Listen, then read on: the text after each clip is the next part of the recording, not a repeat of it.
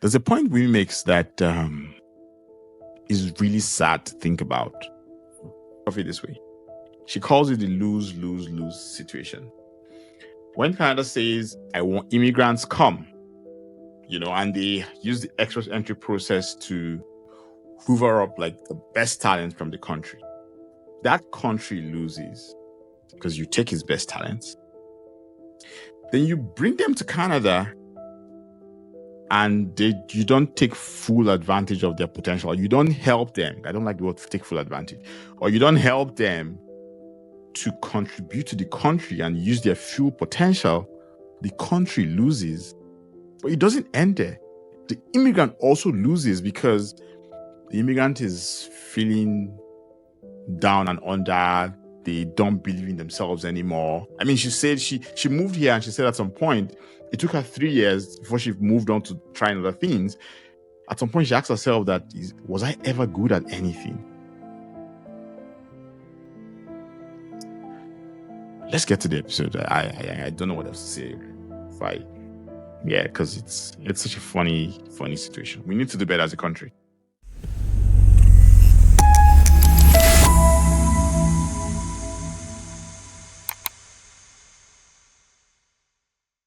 So you've been here. You moved here 2011. Like that's like 14 years. That's a long time. Going on 14 years. It was in June. On 14 June. Oh, yeah. Okay. And I think for me, what I'm interested in that is, what do you think Canada was going to be like when you moved at that time? Because it wasn't a thing. I mean, we were moving, but immigration, I mean, especially from our side, wasn't a thing then. Not as much as it is now. Yeah. So what did you think it was going to be like? Yeah, I mean, I came here with the mindset of Canada is looking for me because I had been handpicked by Canada to bring out my awesome skill set. So they must just be here waiting for me to arrive. Like, honestly, I felt that way. I felt that because this is a selection based on merit. They look at how young you are, how healthy you are, the types of experiences you've had, your skill set. I was in the science, like real STEM.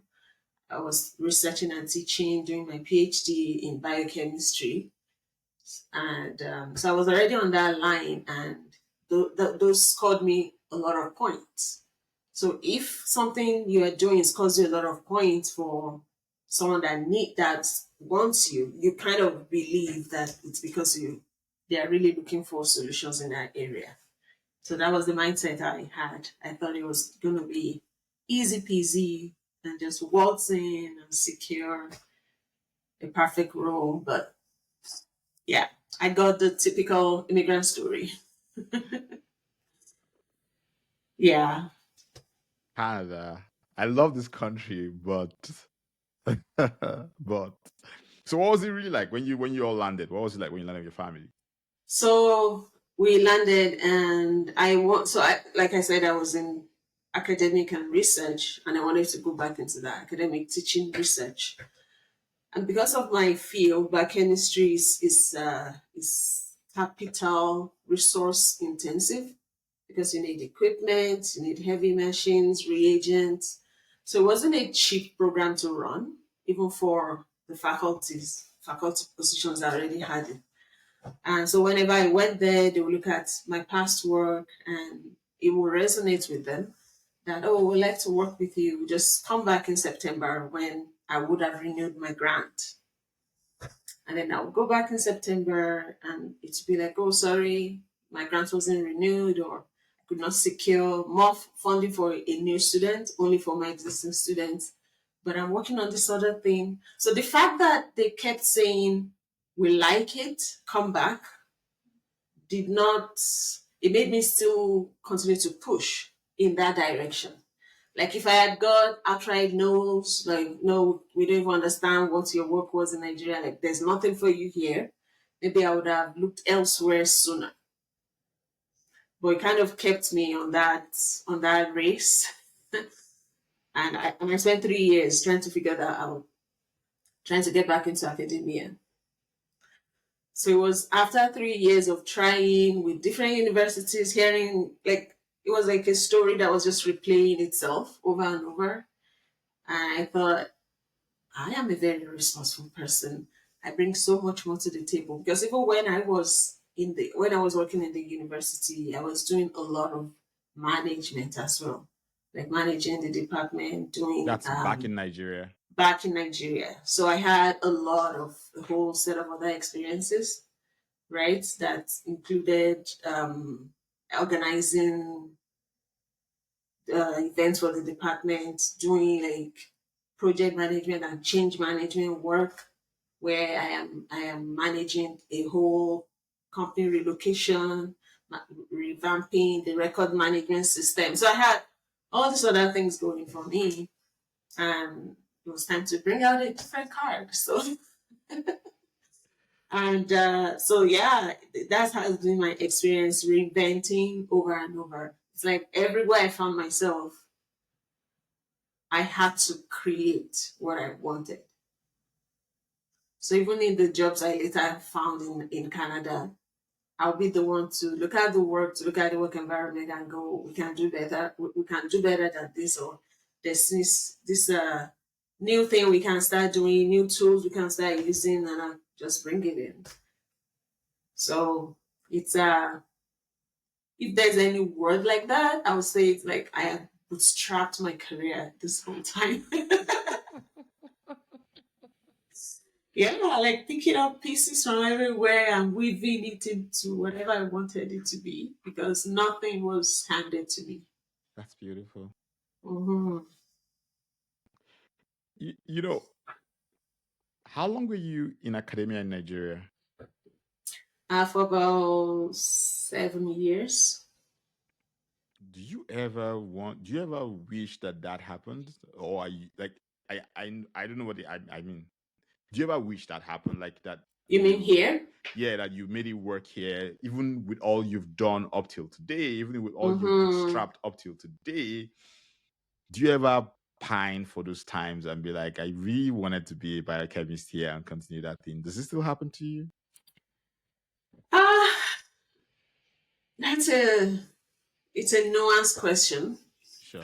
because so when I was teaching, I loved the teaching.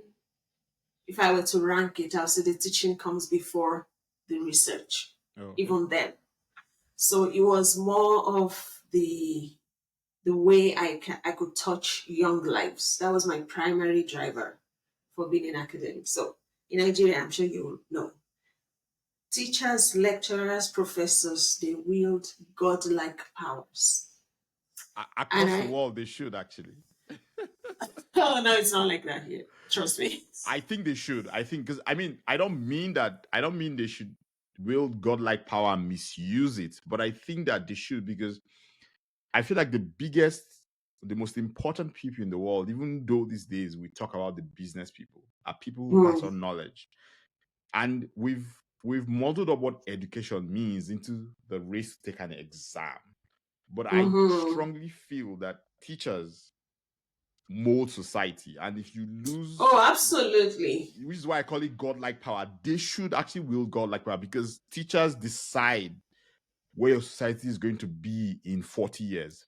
So now imagine what that looks like when they more often than not wield it in the negative way with that power. Yeah, so exactly. me going through my own university education and seeing what lecturers were capable of with their power. Let's not go into some of the unsavory. Let's not do that. Let's not. Let's let exactly. them join us. Let's not go into some of those unsavory details. And I'm thinking, what would this look like if used for good? Like if I have this much influence on their life, and I can actually use that to help them chart their ways in positive ways. So that was my primary driver for going into academics. It was more of the impacting young people and less of the research. Right. So do I miss that? I would say I found it in another way. Because right now, the work I do, I'm still helping people find their way. I'm still supporting people at a time when it's challenging. Because back then, whenever I had a student that maybe their grades were dropping or they were missing classes, I would invite them for a conversation. Like, what's going on with your life? And oftentimes I hear things like, my mom, something's wrong, my mom's sick, or I am sick, or I have this issue, like personal stuff. So I kind of became their life coach alongside their lecturer, right? So I'm helping them map plans, career plans, encouraging them what books to read, challenge them, get out of their comfort zone. Pretty much what I still do now. So it was a long-winded way, like it was a long way for me to get back to that point where I could feel a direct impact of my influence. It's not time to get here in Canada. But now that I have this, so I felt like, okay, I'm still doing the exact thing that drew me to academia, but in a whole different way. So, and honestly, I don't think I want to go back into the lab and start mixing reagents. No, that ship sailed. That much I can say. I know. But So, how those 3 years, like how did you are some dogged human being. Like how did you I don't think I can last that long trying to get back to something. But like how did you do it? Those 3 years, what was it like? Those 3 years of just going and I going and mean, I worked in Walmart. I mean, do you know what was most humiliating or most interesting, or maybe I should say most empowering now from hindsight? So when I went to work in Walmart, my first job in Canada, I I applied to be a stock, what do you call it? keep out Arranging the stock. Yeah, like inventory manager or something. exactly. So you come at night and restock, so that when people come in the morning, everything new stuff is there. So we went through the training, and then they were like, "We actually need a few of you. We need people on the maintenance team, meaning cleaning team. What do you call it, maintenance?" So they said we need people on the maintenance team, and any volunteers. So nobody volunteered, and they're like, sorry, we'll have to choose them. So I was one of the people chosen. And maintenance means mopping the floors of Walmart, washing the toilets of Walmart. So that was my first job. Yep. And I mean, imagine me with my godlike power coming from Nigeria where I had all this influence, and now I'm like washing the toilet. So yeah, it was that bad, but it was also empowering in the sense that I was able to separate my value from what I do. Right? So if you're coming from a place where you're kind of venerated based on your work, that lecturer, professor, there's a way. And here you are. And I'm like, okay, so who are you, Wunmi? Who are you? I had to remind myself who I am and never lose the focus of that. Because then I could separate it. Then it didn't matter what I did because I know who I am. But it wasn't a walk in the park, right? Yeah, it's not. I mean, some people would argue that they would. I think the first thing I should say is that I say when people tell me this, I have friends who have struggled a bit, and I say to them that what you must never allow in your life is to allow moments to define who you are, which is what you're saying. Like it's a moment in time, and every moment Absolutely. has lessons for you that you take from it and move on. But I hear you. Like I hear you. It's quite humbling to just go from you're a lecturer, you're on your way to your professorship.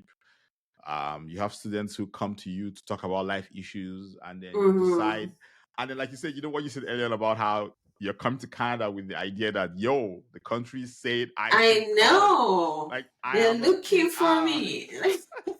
I'm a PR. I had, because I mean, me and my wife came as PRs, and I get you, because I used to feel so proud of myself, because it felt like as if I could come at any point. We applied the first time.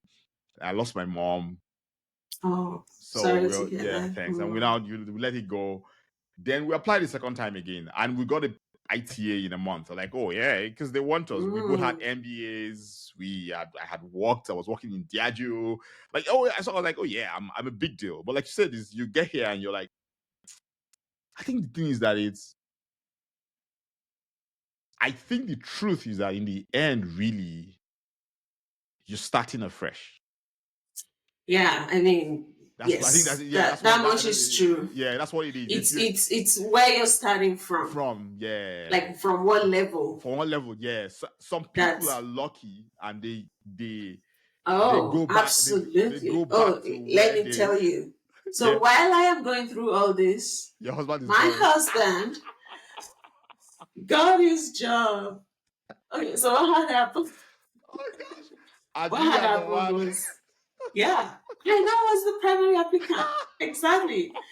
So when we got here, he was working with the telecoms, one of the major telecoms company in Nigeria, and he didn't resign.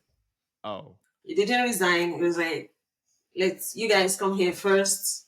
Let's see how it's like. And then he was going to go back and resign. So we got here, and his brother already lives here. And then his brother was like, don't leave your family. It's not worth it. Even if both of you come here and you're working in Walmart, it's better. Yeah, and he's like, okay, yeah, that's true. So he was going back home to resign. This was within a few months of arrival. But when he was here, he had done some interviews. So they called him while in Nigeria, did the interview. So he got his offer while in Nigeria. Right? And then, so by the time he came back, an offer was already waiting for him. So you can look at that contrast. So then people will ask me, people will say, like at that time, I was the only person among many of our friends. We were the only person among many of our friends that were now getting interested in Canada. They'll be like, yeah, what do you advise? What's the best thing to do? For a long time, I could not advise anyone on anything. Because I look at my story and my husband's, they're opposites. So I'm like, I don't know what to tell you works. Yeah. Because even though I was trying to get back into academia, I tried other things. I tried jobs that needed the skills of someone with a master's degree in biochemistry, in life science and healthcare. So it wasn't that I was also looking with the experience I had, not only in academia, I was looking at research and science management as well. So I'm like, honestly, I don't know what to tell you guys.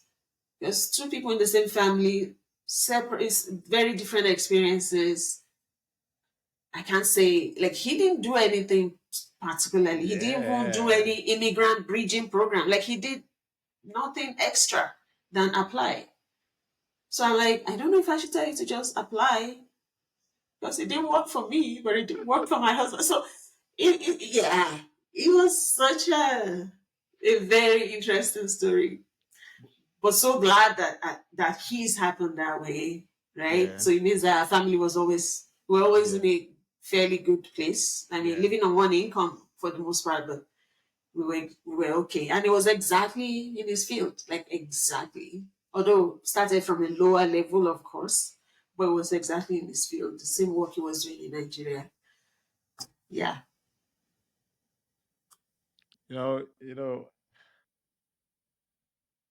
One reason why I started this was, that thing you described about how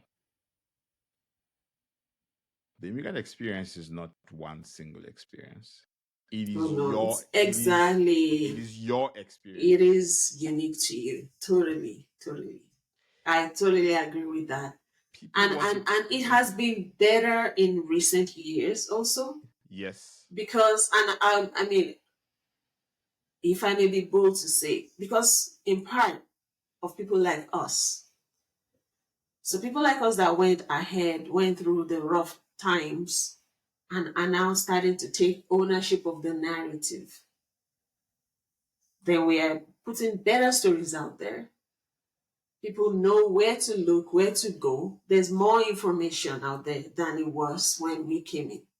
So another thing that happened, so when we came in, we stayed with my brother-in-law's family, who had been here 5 or 6 years or so before we joined them.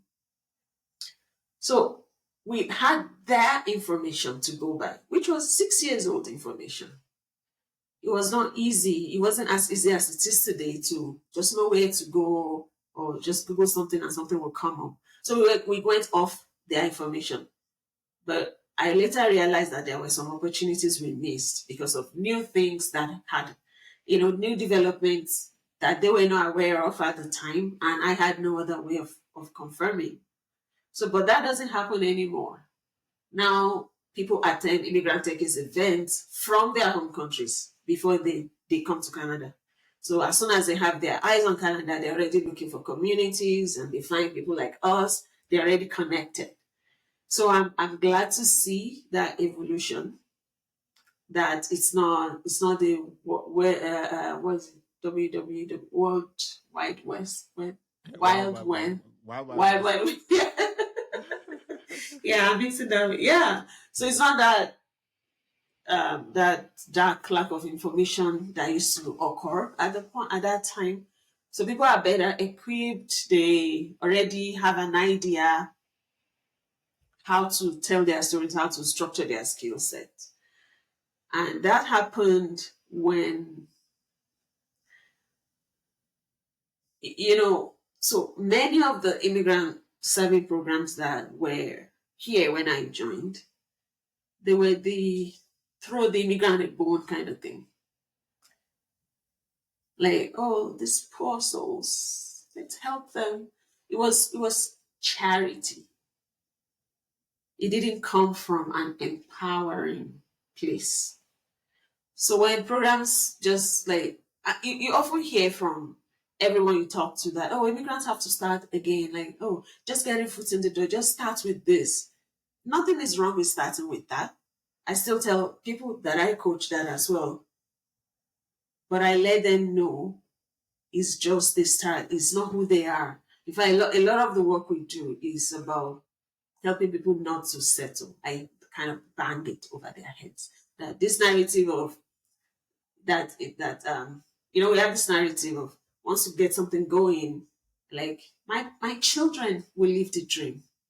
Let me transfer all this dream to my children. They will do well. I'm like, no, Canada chose you because of what you could offer, what you can offer. So why would you let that go? So don't lose the dream, don't lose the focus. Canada needs you. Canada still needs us, right? Like even if so that mentality I had of Canada needs me with a chip on my shoulder. It is true though. Like why would you do a whole process to bring people in if not that you need them? So Canada does need those skills. We just have a problem of alignment. A problem of making sure the systems speak the way they should with each other, which is part of the work we are doing now. So anyway, not to lose that train of thought. When the design of immigrant programs started landing in immigrant hands, things started to change. Because now we have lived through it. We know where it hurts. We know where the pain points are. We know why the existing things don't work. Then we are able to design in a way that is empowering. There's a difference between knowing that somebody is already empowered, they have the skills, they have a lot to offer a country, and you're helping them with positioning. That approach is different from when you're throwing them in bone just to survive. Yeah. So that is the shift that I have seen, and I'm happy to have contributed to, that we are supporting immigrants from an empowered point. It's like we're saying, you are already a king. Let's see how we can make your throne, right? I love that framing. Yeah, let's see how we can build your throne. You're already a king, right? It's different from, oh no, we're going to put you in the servant quarters while we figure out who each person is. Even though you were a king in your country, sorry, you're gonna have to make do with the servant quarters. Like, I'm just using a wild analogy here, but yeah. So that's the point. The being able to support people, not out of pity. Yeah. There was a lot of immigrant support that looked like handouts and pity. And even when people say, "Oh, I would like to help immigrants," it's more like I would like to dole out my knowledge to immigrants. Like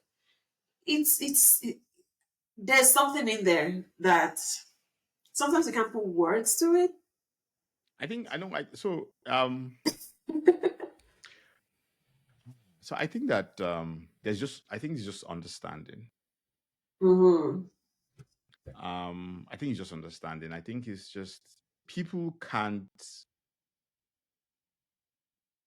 If you don't understand the thing, Mm-hmm. you probably can't prefer the right solutions to it. And I almost would Yeah. dare say that, you know how they say that things that we do, we don't see the results now. We see them 10, 15 years down the line. And just thinking of what you're telling me about how it was then, it kind of makes sense.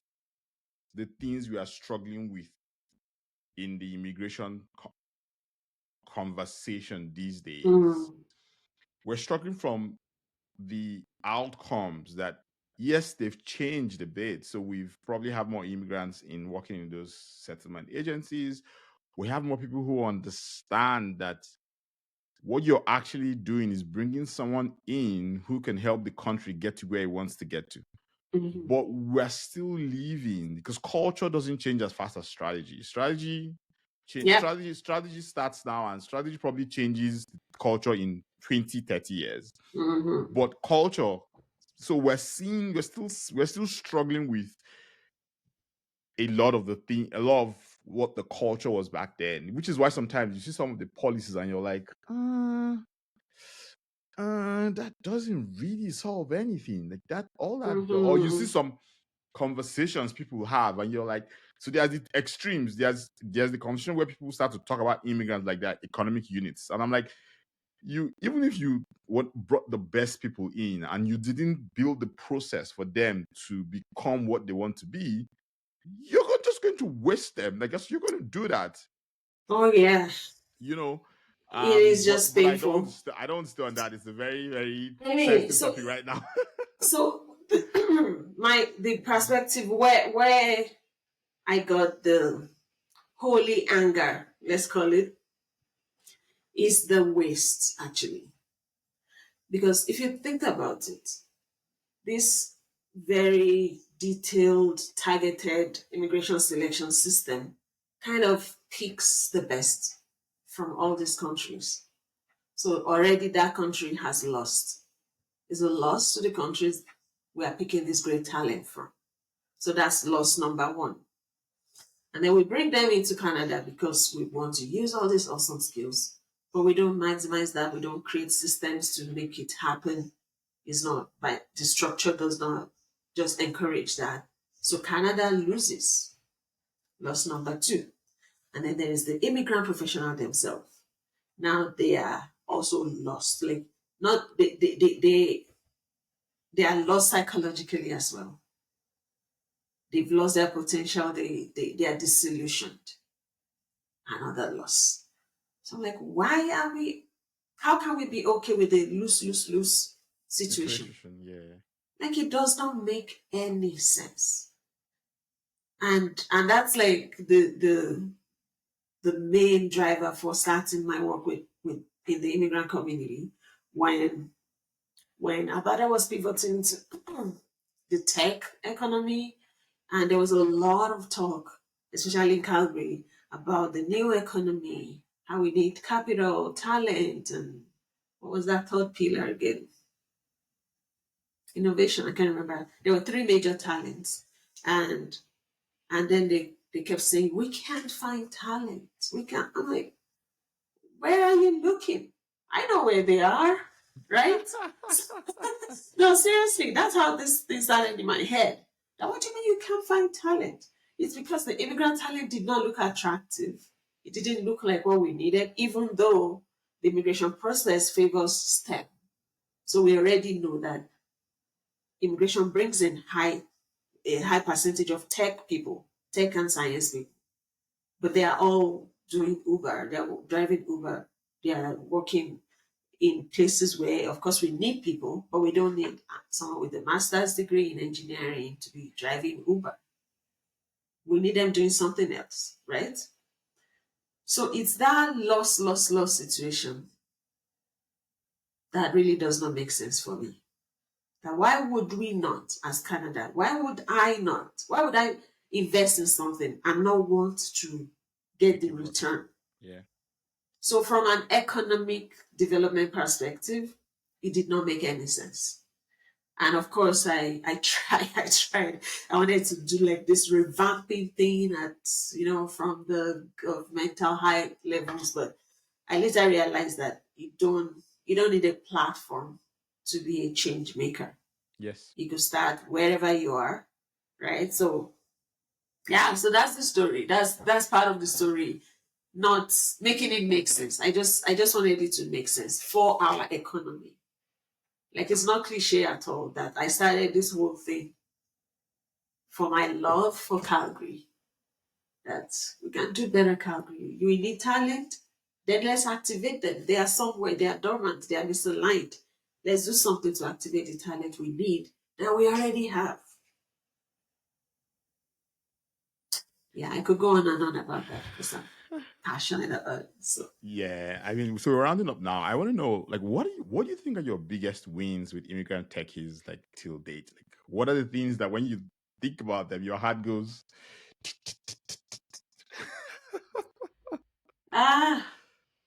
honestly, it's the stories. Is those Yeah, anecdotal stories really? yeah, Especially when you see I see it in their eyes. I see it when the shift happens. mm, When people come from that, they have that defeated countenance because the whole world, the whole weight has fallen on them.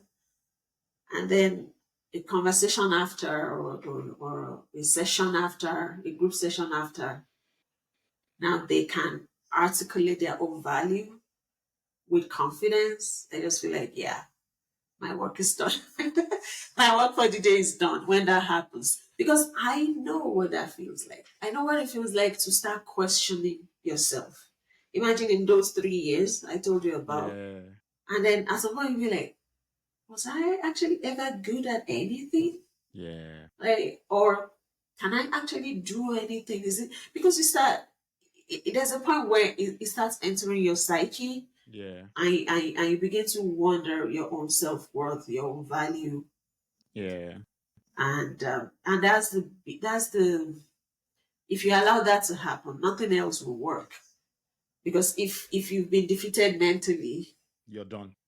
you're done. Exactly. You're done. So I know that is the thing. If there is one thing we have to make sure does not happen, it is that, because to recover from it is harder. So if you can't get it, if you apply for something and you didn't get that job, that's just what it is. You did not get that job.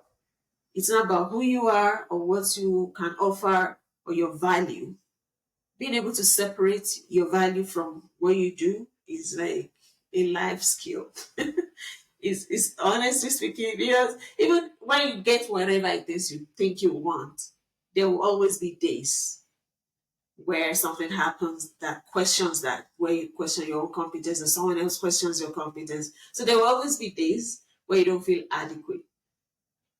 If you don't know who you are, then you'll follow that flow. So when the day is good, you feel good. When the day doesn't go well, you feel less. But that's not true. That's not who we are. So the story of Immigrant Techies, if I could mention that, the way we started as a meetup group. So like I said, I saw a problem that is a wicked systemic problem, of course. When you have problems like that, it's naive to think you could just waltz in and provide one solution and it's all solved. So I was naive for a bit. And then it dawned on me that, okay, number one, I myself was new in the whole tech space. I had not even built credibility there to say I am bringing solutions. And all I wanted to do was really bring the people that need to be talking together. It wasn't really revolutionary. I was just like, if this system would just talk to this system, some of them will make more sense. Yeah. But anyway, I realized that you couldn't just, some problems you can't solve that way. I'm like, okay, what can I do that does not require like any substantial external support or resources and will still help? So meetup group. I'm like, okay, if we start a meetup group of immigrants in tech, interested in tech or already in tech, not knowing how to find their way, at least we can start this conversation. So we started this meetup group as a way of just demystifying the whole tech space. Because tech felt exclusive. I might still do, actually. If you're looking from the outside and you're like, oh, those tech people, and the what we see on TV too, right? About when they're showing the tech people, there's some young guy typing away like crazy, hacking some system. So people tend to just look at tech as an exclusive group for a particular demographic, age, or race, and all of that. So we started with just demystifying, breaking down all the jargons. This is what this means, or how do I get into a career in software development, in product development, just demystifying honestly. And the fact that I start with the conversation by saying, I'm kind of new to this too. It lets down the guard, creates that psychological safety. That's the main feedback we get a lot from our events. They'll be like, it's just different here. I feel like I can be myself and ask all my dumb questions and not feel judged. So that's how this whole thing started. It was just a group, a grassroots community group meeting to demystify topics, and we'll bring other people in from the ecosystem. And then we later got registered as a nonprofit 2 years ago, as a registered nonprofit. Because for a long time, we were not a registered anything. It was just a meetup group. So, so seeing some of the programs we now have, helping people get into jobs and create connections, become founders themselves, it's just so also personally rewarding to see that little spark of idea could actually, you never know. You think of something and you never know who is on the other side of that dream. Yeah. And then when you see people, like, it's really transforming other people's life, you're like, wow, just that little thought. So that is rewarding for me and definitely empowering for them. Thank you so much. Yeah. I can't ask another question because this is such a good way to get to the end of this. Like, thank you. Like, because the work is long, but I guess the work is so long. It's a day at a time. That was an episode. But I'm so proud of what Wunmi is doing with Immigrant Techies and just helping people find their way. It's important. You should check her out. Thank you so much as always. Thank you for just getting to this point. Thank you for listening. If you know someone that we should talk to, please send them my way. Subscribe, like, share, on Substack, YouTube, anywhere you find your podcast, you'll find the Newcomers Podcast there. Enjoy.